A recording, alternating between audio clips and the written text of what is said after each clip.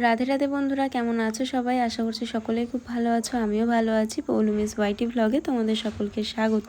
তো আজ হচ্ছে শ্রাবণ মাসের দ্বিতীয় সোমবার। প্রথম সোমবারটা তো করতে পারিনি। দ্বিতীয় সোমবারে সকাল সকাল ঘুম থেকে উঠেই স্নান করে রেডি হয়ে নিয়েছি, মন্দিরে যাব। আমাদের এখানে আশেপাশে প্রচুর মন্দির, তবে আমরা যাই দুর্গাদাস পার্কের এই শিব মন্দিরে।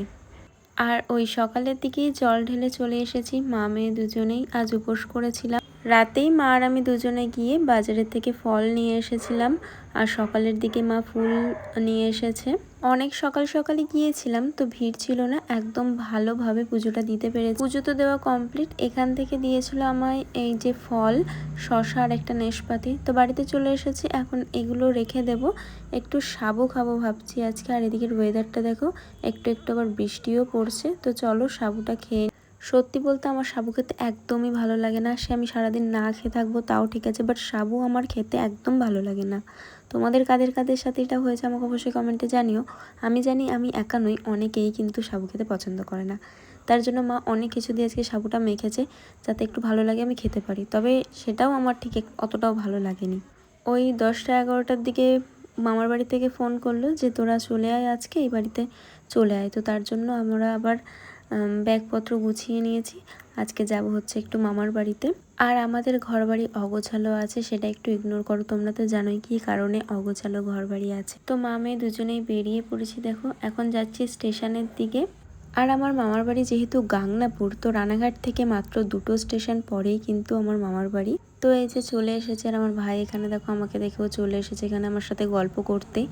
আর মামার বাড়িতে এই রুমটা যেহেতু এখনও কমপ্লিট হয়নি, তাই সেভাবে কেউ থাকে না, তাই অগোছালো হয়ে আছে। এখন আমরা এখানটাতে ঠিকঠাক করে এখানেই আর কি থাকবো।